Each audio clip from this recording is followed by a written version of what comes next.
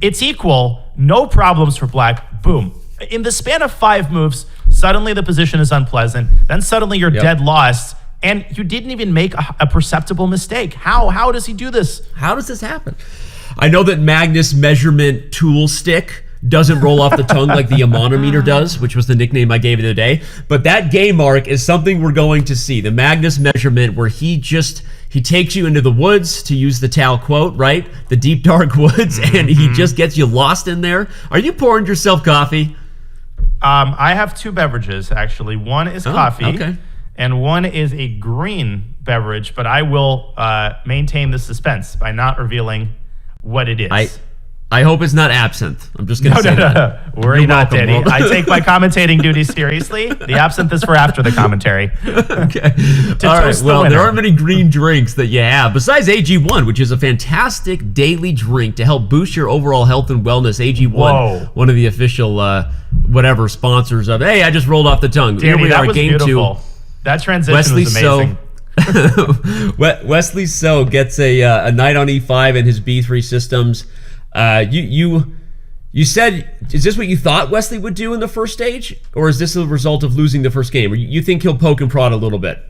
He will probably poke and prod a little bit, but I'm not a big fan of this opening setup. I think this is right up Magnus's alley. He's super solid here as he trades off the dark squared bishops, and it's just completely equal position. I would even maybe prefer black because the knight on D2 has a hard time finding a good home, Danny, because look at that pawn on D5, as one Robert Hess would point out, it restricts the knight, prevents it from going to C4 from E4. So we're going to get a long kind of positional, cagey maneuvering battle in this game. Robert loves highlighting that a pawn dominates a knight 3 squares away. How many times does he mention it per commentary match? A lot. Well, I think I mention it more often than he does now because I'm always like, Robert Hess would point out that the pawn restricts the knight. Robert Hess coined, hey, let's point out the bishop is the wrong color square of the corner, right? There you go. I guess we can't spell chess without Hess, and we talk about him even when he's not here. By the way, Nakamura is playing Maxime Vachier-Lagrave. That is tomorrow. You see below us our other semifinal matchup. But okay, we're here with E5 and F4. Wesley changes the structure, Danya, which of course comes with giving black the house, right? A free ride over here on the queen side. But he's hoping for some big space. What are your thoughts here? Yeah, nothing's going to happen too fast in this position because if white pushes G4 and F5 too fast, then black will take on F5, and then the E5 pawn will become weak. It's hard for Magnus to generate chances on the queen side, though, Danny. I would point out the pawns on A3 and B3. If black plays B5, you've got a classic situation that I think will be very relatable for most players, where if you push A4, white pushes B4. If you push B4, white pushes A4. There is a name for these pawns in Russian, but I don't know how to translate the specific situation where if you push one pawn, your opponent keeps things locked up by pushing the other. And so we see Magnus taking a slow burn approach, deploying his queen and connecting his rooks. Let's watch how he tries to generate chances on the queen side here. We might get a textbook lesson. I love that. And it is a very common defensive maneuver to put your pawns side by side to lock it up just like this. But note that Magnus pushes it first so that maybe now when C5 comes, it's maybe a little harder to keep it locked up. And in fact, Magnus does it justifying his queen on C7 and not allowing white to have fully locked up the queen side. So I get that answers your question, Danya. That's how he was going to do it right there. Yes, but now he's got that weak pawn on B7, and Wesley can say, wait a second, 2 can play at that game. You're not the only, you don't have a monopoly on the queen side, and you've got a really bad bishop on H7 that's biting on granite. So whatever you do, keep that pawn chain healthy to keep black's bishop out of the game. I would even trade queens here and either stick a knight on D4 or maybe play this cagey move rook to A2 and then knight D4 to make sure that your pawn is well protected. Okay. He plays knight D4 first. Wow, knight B8. You put the knight back on its original square so that you can come to C6 and get rid of the key centralized defensive piece of C2. That's the reason the eval bar switched, by the way. The computer suggested knight b8 is the best, and by the way, Magnus found it in just a few seconds. He found it instantly, and now after b takes c6, which I think we're going to see, both bishops are out of the game. White's bishop is facing the same plight as black's. It's also going to be staring into a pawn chain. Black could also put that rook on c3, and much like the last game, remember Magnus's rook on a4, it's the same type of thing where Wesley is the one tied down to that weak pawn on a3. I think it's still equal, But I feel like Wesley's going to get a little bit uncomfortable here because he was better going into that endgame, and he missed this brilliant knight b8, knight c6 maneuver.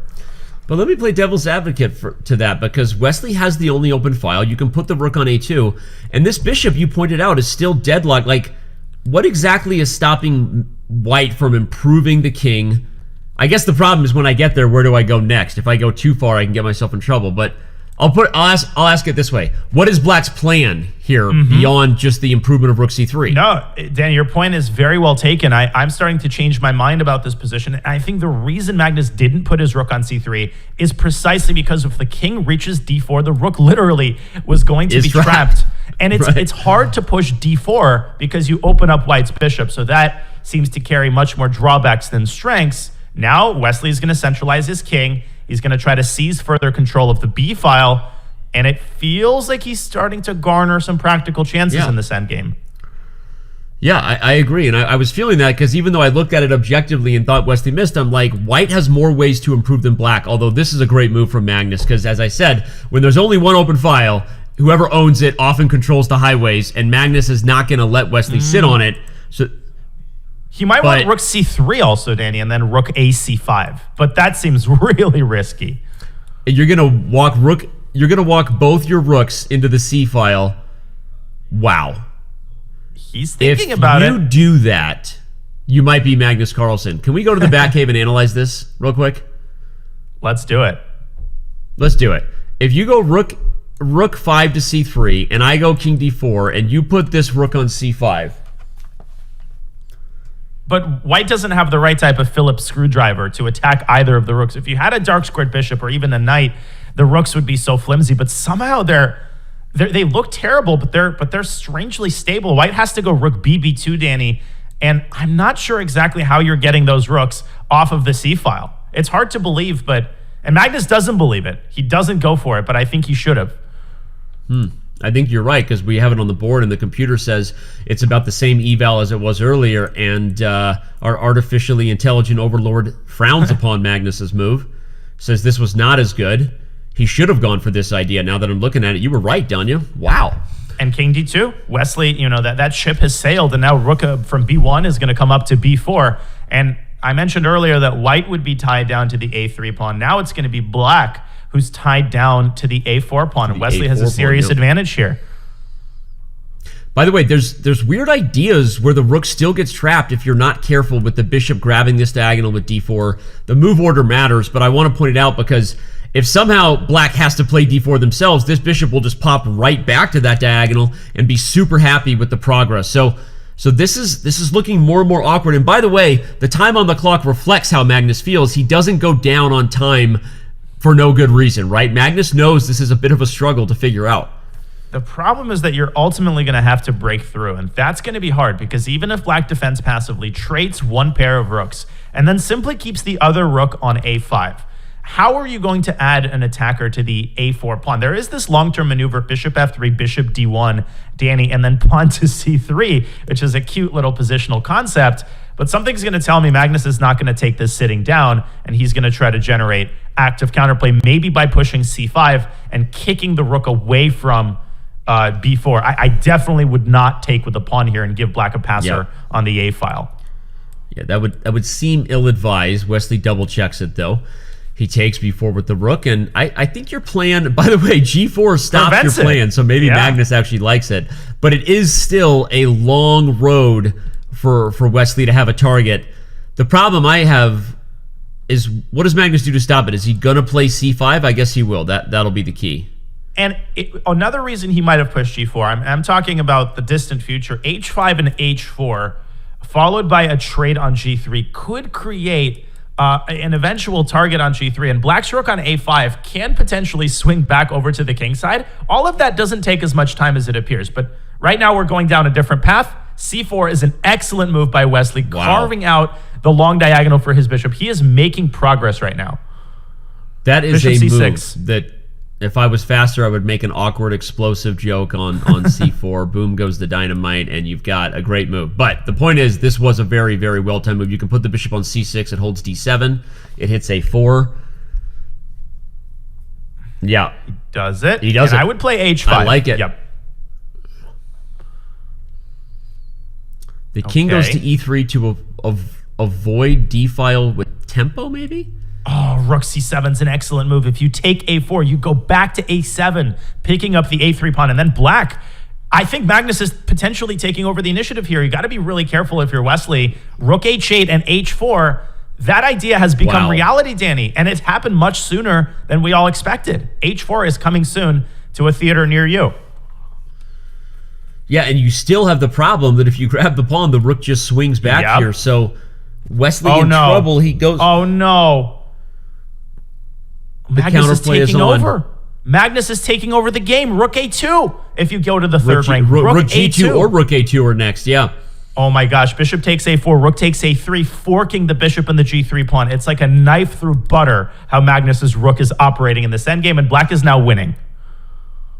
This is just fascinating here. And again, not exactly the Magnus measurement yardstick thing we normally see, but it did eventually turn around. We see that he kept it equal, and he's put himself in a position to maybe win.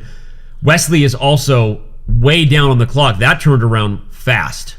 And again, where was Wesley's mistake? Now, let's not bury him yet. He's still trying to hold the draw. Rook c7, but bishop takes c4, bishop a6, there was maybe possible. Now Magnus is likely to push g3, and your issue is that you can't move the king up to g2, Danny, because the bishop from c4 moves back to d5 with check. That's why Wesley got his rook off of the c-file. Still some chances for white. Magnus has to find the time to bring his king up to g6, but now that's hard to achieve. I was going to say, but the problem is that rook f2 comes and Magnus found it.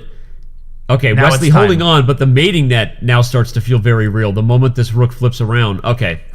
There it comes. No, pawns are just falling. He's going to win the e5 pawn, yeah. Yeah, I don't think he's got chances Wesley here. is living on the increment here, which is never a place you want to be against anyone, and certainly not the highest rated player of all time in Magnus Carlsen. Good try by Wesley, though, targeting the f7 pawn. Magnus down to 1 second. He's got to keep an eye on his clock. Whoa. That was a panicky move. He got back with his king. He goes back to d8 now to kick the bishop out. He's going to offer the trade. Okay, the rook ending, I guess, also would have been losing. God, Wesley holding on. Bishop e8, and he's going to make the draw. Bishop takes f7.